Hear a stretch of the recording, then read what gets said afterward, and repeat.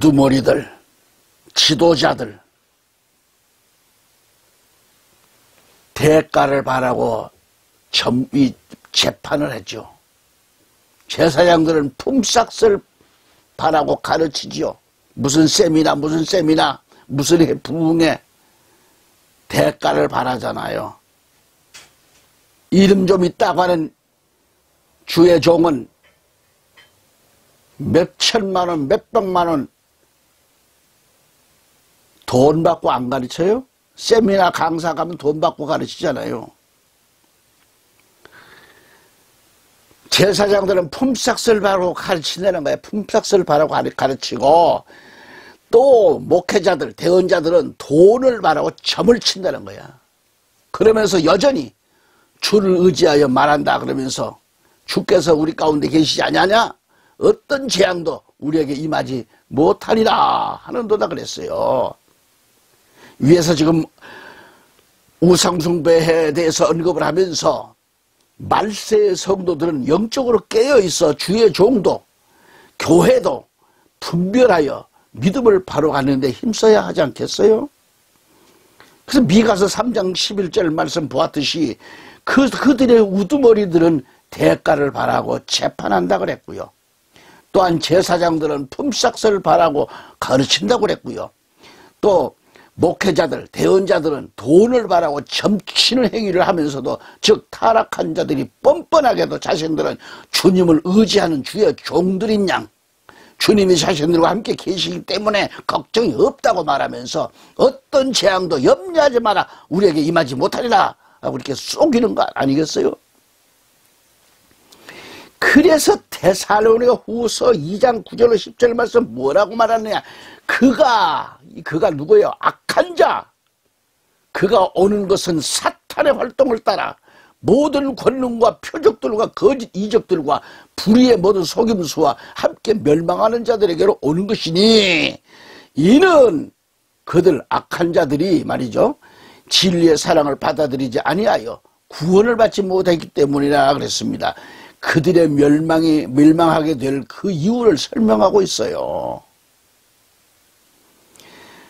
그런가 하면 에베소서 4장 14절 말씀 보면, 이것은 우리가 이제부터, 우리가 누구라, 성도들이 우리가 이제부터 더 이상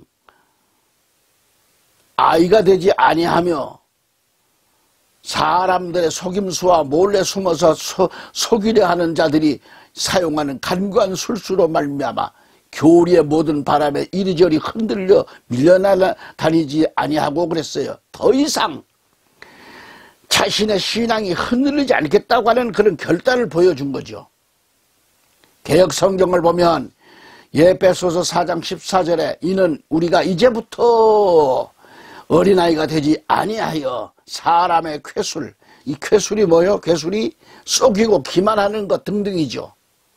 그런 쾌술과 간사한 유혹에 빠져 모든 교훈에 풍조에 밀려 요동치 않게 하려 함이라는 이 점을 우리는 알아야 하는 겁니다. 특히 계시록을 보면은 우상숭배를, 이 우상 문제를 제1의 죄악으로 꼽고 있잖아요. 그리고 사단, 마귀, 귀신 문화는 사람들을 유혹을 해서 짐승을 위해 우상을 만들게 한다 그래요. 그것을 섬기게 한다 그랬어요. 그 계시록 13장 14, 15절에 보실까요? 또 그 짐승의 눈앞에서 기적들을 행할 권능을 소유하여 그 기적들로 땅에 거하는 자들에게 말하여 그들이 칼로 상처를 입었다가 살아난 그 짐승을 위해 형상을 만들게 하더라. 또 그가 그 짐승의 형상에게 생명을 줄 권능을 소유하여 그 짐승의 형상이 말도 하게 하고 그 짐승의 형상에게 경배하려 하지 아니하는 자들은 다 죽이게 하더라. 여러분 지금 시대가 어떤 시대죠? 로봇 시대죠? 응? 여러분 지금 최첨단을 동원하여 만든 짐승의 형상에게 사람과 똑같은 형상 로봇, 이렇게 우상을 만들어 놓고 그 형상 로봇이 말도 하게 하는 것. 호텔이고 보세요. 김포공항도 가보시면 로봇이 따라다니면서 말을 해요. 사람을 안내해요. 여기고 저기고 안내를 합니다. 그와 같이 커다란 이 형상, 짐승의 형상 로봇을 크게 만들어 놓고 그 짐승의 형상 로봇에게 경배하려 하지 않는다 자들은 다 죽이게 한다는 거예요. 이제 앞으로 말하는 썩불, 말하는 것들을 세워놓고 짐승을 세워놓고 그 짐승이 말을 하니까는 쩔쩔쩔 매겠죠. 짐승이 하라는 대로 다 해야 되겠죠. 이어서 16절 18절을 보면 그가 누구예요? 적그리스도가 등장하죠. 그가 등장해서 여러분의 오른손 안에나 이마 안에 표를 받게 하고 그 표나 그 짐승의 이름이나 그의 이름의 수를 가진 자 외에는 아무도 사거나 팔지 못하게 하더라. 여기에 지혜가 있으니 지각이 있는 자는 그 짐승의 수를 세어볼지니라. 그것은 어떤 사람의 수요 그의 수는 666인이라고 했습니다. 지금 말씀드린 이 말씀들을 한번 묵상해 보세요.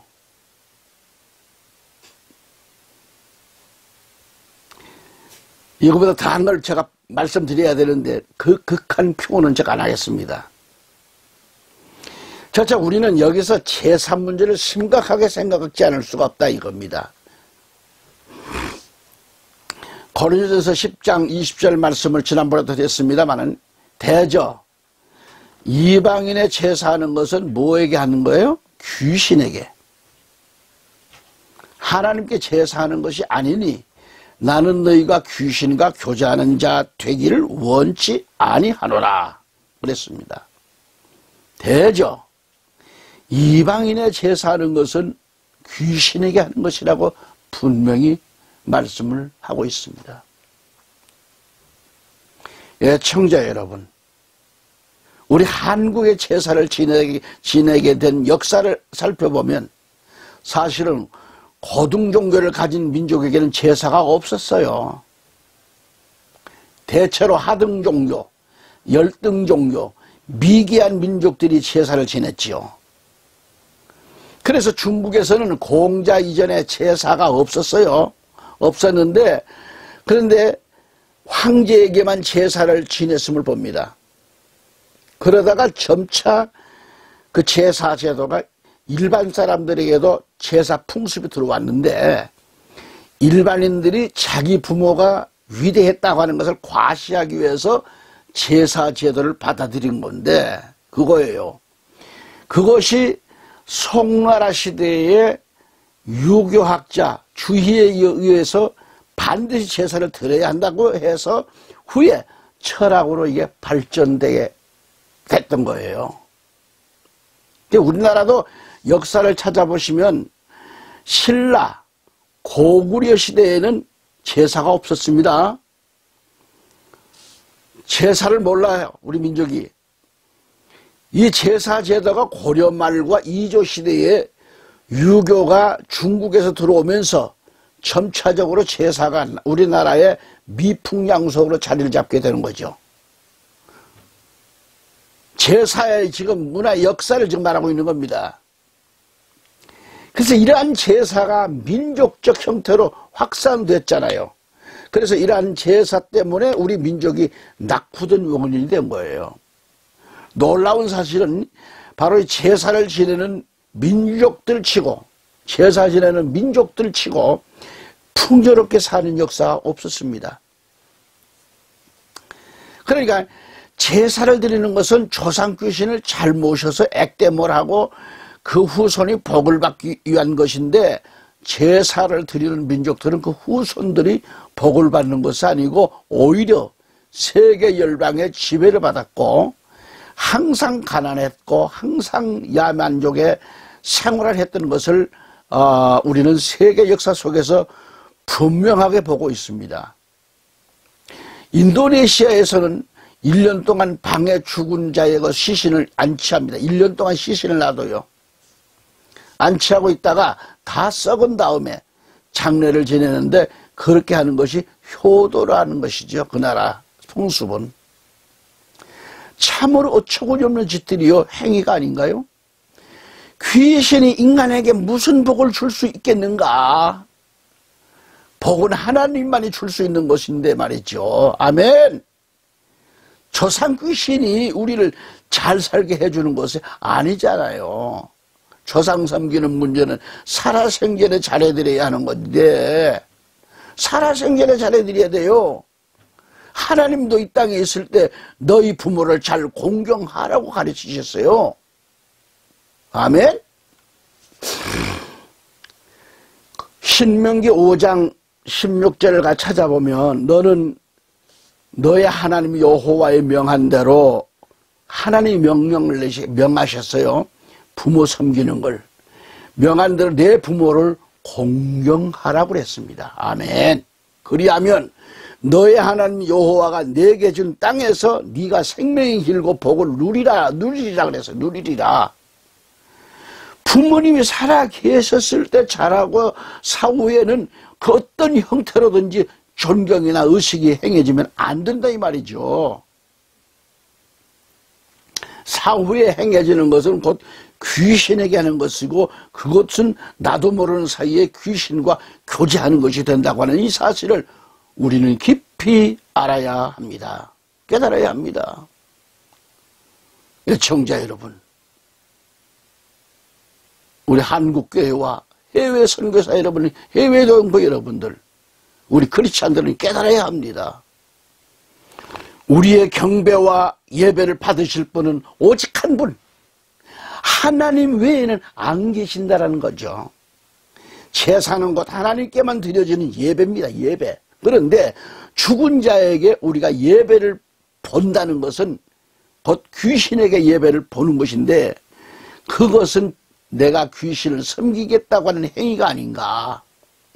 위에서도 이미 언급했지만 제사장 앞에서 절을 하고 묘에 찾아가서 절을 하고 하는 것은 귀신을 섬기겠다고 하는 자신의 마음의 뜻이 되는 것입니다. 그것은 곧 하나님이 가장 싫어하는 우상을 섬기는 자가 되는 거예요. 혹시 정말 상 앞에 절을 했어도 제상 앞에 절을 했어도 그래도 나는 하나님을 믿는다고 말할지 모르지만은 그것은 말뿐이지 이미 그 영혼은 귀신에게 굴복당한 모습입니다. 우리는 어떤 경우에라도 절대로 제사상 앞에서 묘에 찾아가서 죽은 자에게 절을 해서는 안 됩니다. 애청자 여러분, 본인은 다스림을 받고 있다고 생각하는가? 귀신의 다스림을 받고 살아갈 사람이라면 절을 해도 되겠지만 우리는 하나님의 다스림을 받기를 원하는 자들이에요. 어떤 아픔이 있고 어떤 희생이 뒤따르더라도 죽으면 죽으리라는 그 신앙의 정죄를 지켜야 되는 겁니다. 믿는 자들이 죽은 자들을 위해서 추도 예배를 본다 하지만 추도 예배 이 단어도 우리가 고쳐야 합니다. 죽은 자에 대해서 그 어떤 의미도 있어서는 안 됩니다. 우리의 예배를 받으실 분은 오직 한 분, 하나님이시길라요. 그러므로 우리는 추도 예배가 아닌 가정 예배로 드려야 됩니다. 가정 예배입니다. 죽은 자를 생각하면서 죽은 가족들은 하나님께 예배를 드려야 합니다. 죽은 자를 위한 목적이 아니라 이 땅에 남은 가족들이 더욱 믿음 안에서 바로 서고 죽은 자가 불신자였다면 그런 삶을 살아서는 안 될 것이고 믿음 있는 분이었다면 남은 가족들도 더욱 믿음 생활 열심히 하도록 하나님께 예배를 드려야 합니다. 하나님은 우상 앞에 절하는 자들에게 3, 4대까지 저주가 임할 것에 대해서 십계명에서 분명히 밝히고 있습니다. 이건 저의 얘기가 아닙니다. 하나님의 종으로서 하나님의 말씀을 가지고 외치고 있는 겁니다. 이 사실을 알았다면 조상들이 자기 후손들이 저주를 받으며 살기 원했겠는가? 우리의 부모님들이 우리가 이 땅에서 아니 죽어서도 저주를 받으며 살기 원하겠는가? 우리가 조상들 앞에 부모님들 앞에 제사할 때 그들이 얼마나 가슴 아파하겠는가? 귀신 앞에 제사를 지내서는 절대로 하나님이 주신 복을 받을 수 없다는 이 명확한 사실을 명심하시기 바랍니다. 거기에는 하나님의 저주만 있다는 사실을 또한 잊지 말기를 바랍니다. 이 시대에 이 민족이 문명이 발달된 시대에 살고 있습니다. 이제 우상에 젖어 사는 미개한 정신을 이제 버려야 합니다. 우리의 가정이, 우리의 민족이 진실로 하나님의 복을 마음껏 누리며 살기를 원한다면 우리는 하루빨리 이 땅에 깊이 뿌리박고 있는 이 귀신의 문화를 뿌리채 뽑아버려야 합니다. 귀신 문화를 이 백성들이 붙들고 있는 한 우리는 결코 한 걸음 더 전진해 나아갈 수가 없습니다. 각 가정마다 도사리고 있는 제사 문제, 바로 이 귀신 앞에 절하는 문제를 우리 믿음의 사람들은 이를 해결해야 합니다. 추호도 저들과 타협해서는 안 됩니다.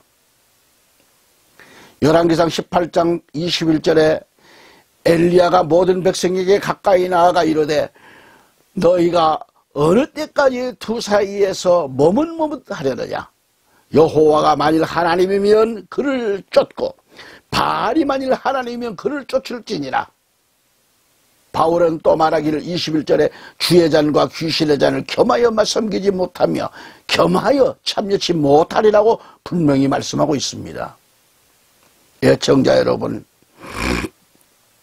주의 잔이란 그리스도께 속한 자만이 받아 마실 수 있는 잔입니다. 이것은 곧 피의 잔입니다. 주의 상은 성만찬상에서 주님의 몸된 떡을 대하는 것이고요. 귀신의 잔, 귀신의 상, 이것들은 귀신에게 속한 것이며 귀신과 교제하는 자들을 의미합니다. 사람이 두 주인을 섬길 수 없듯이 우리 또한 주님과 귀신을 겸하여 섬기지 못하는 것입니다. 우리가 예수를 믿는 순간 우리에게는 작은 믿음이든 큰 믿음이든 이미 믿음을 가진 자들이죠. 예수님의 약속의 말씀은 믿는 자들에게 권세를 주시겠다고 하는 약속을 우리는 믿음으로, 우리는 이미 권세를 받은 자들입니다. 이제 우리가 해야 할 일은 그 권세를 사용하라는 것이죠. 권세를 사용하라는 것입니다. 그 권세 사용할 때 두나미스, 이 같은 강한 성령의 권능이 나타납니다. 두나미스 같은 강한 역사가 예수의 이름을 앞세우고 우리가 나아갈 때 그 어떤 세력도 우리들의 앞길을 막지 못합니다. 담대히 나아가서 귀신의 세력들을 무너뜨리는 그런 자들이 되시기를 축원합니다. 우상 앞에서 그 어떤 타협도 있어서는 안 됩니다. 귀신의 세력 앞에서 떳떳한 그리스도인의 모습을 보여주어야 합니다. 우리의 믿음 앞에서 귀신의 세력은 맥없이 무너질 것입니다. 조금도 두려워하지 말고 담대히 싸워서 이겨야 합니다. 아멘. 귀신의 세력은 반드시 싸워서 물리쳐야 합니다. 가만히 놓아두면 절대로 나가지 않는 거죠. 절대로 나가지 않는 거예요. 사람의 힘으로 완전히 쫓아낼 수 없습니다. 그러니까 우리가 가지고 있는 믿음으로 쫓아내야 하고, 하나님 예수 그리스도의 이름을 앞세워서 쫓아내야 하고, 귀신이 나갈 동안까지 우리는 믿음으로 싸워야 합니다. 조금 싸우다가 중단해버리면 안 됩니다. 귀신의 세력이 완전히 나갈 때까지 우리는 싸워야 하는 거예요. 주님 다시 오실 그날까지 사단 마귀 귀신 문화를 물리치고 하나님의 사람으로 살아야 합니다. 사단과 귀신은 가상적인 존재가 아니라 우리 눈에 안 보일 뿐이지 그들에게도 인격을 가지고 있는 더러운 흑암의 세력들입니다. 성경에서도 곳곳에서 사탄의 세력과 귀신의 세력이 존재하고 있다는 것을 분명히 밝히고 있는 겁니다. 예수님에게도 접근해서 미혹했던 사단입니다. 예배소서 6장 12절에도 보면 우리의 씨름은 혈과 육에 대한 것이 아니요 정사와 권세와 이 어둠의 세상 주관자들과 하늘에 있는 악의 영들에게 대함이라. 진실로 필요한 우리의 싸움이 무엇인지 성경은 밝혀주고 있잖아요. 이 시대 세상 문화는 한마디로 귀신 문화란 매체를 가지고 귀신이 잡고 흔들고 있습니다. 명절마다 닥쳐오는 제사 문제로 개인적인 갈등을 겪고 있다고 하면 아직도 그 신앙은 어린아이 신앙입니다. 그리스도인들은 이제 눈을 들어 세상 문화를 잡고 있는 귀신의 세력과 싸워야 합니다. 우리가 안 싸우면 싸울 자들이 없습니다. 우리가 안 싸우면 온통 세상은 귀신들이 다 점령하고 말 것입니다. 에베소서 6장 11절에도 마귀의 쾌계를 능히 대적하기 위하여 하나님의 전신갑주를 입으라고 했어요. 이제 우리는 하나님의 전신갑주를 입고 싸워야 합니다. 기도의 전신갑주를 입어야 되고 말씀의 전신갑주를 입으세요. 성령의 전신갑주를 입고 우리는 싸워야 됩니다. 하나님은 기도원에게 미디안 군대와 싸울 용사를 뽑을 때 두려워 떠는 자들은 다 집으로 가라 그랬어요. 돌려보냈어요. 귀신의 세력 앞에서 두려워 떠는 자들은 십자가 군병들이 될 수가 없지요. 성경에서 하나님은 자신을 따르는 백성들에게 약 356번 이상을 두려워 말라라고 말씀하고 계십니다. 356번, 356회나 그렇게 두려워 말라 말씀을 했다는 얘기죠. 두려워 말라. 내가 너와 함께 함이니라. 하나님이 나와 함께 하심을 믿어야 합니다. 그러니까 귀신의 세력을 이 땅에서 물리치는 성도들이 되기를 약속하십시다. 아멘. 그래서 우리는 내 마음속에 모든 우상들을 다 끄집어내어서 버려야 합니다. 흑암에 더러운 세력들이 우리와 관계되고 있는 한 우리는 평안이 없고 기쁨이 없고 소망이 없습니다. 귀신은 우리를 죽이고 멸망시키는 집단입니다. 절대로 우리를 편하게 놓아두질 않습니다. 이걸 알아야 합니다. 올가을에 우리는 이 더러운 세력들, 이 귀신 문화를 다 쓸어버리는 여러분과 한국교회가 되기를 우리 주 예수 그리스도로 축원합니다. 요한복음 말씀에 한 줄 읽고 마쳐봅니다. 요한복음 10장 10절에 도적이 오는 것은 도적질하고 죽이고 멸망시키려는 것뿐이요 내가 온 것은 양으로 생명을 얻게 하고 더 풍성히 얻게 하려 하는 것이라. 아멘. 마라나다. 다음 시간 다시 또 찾아뵙겠습니다. 감사합니다.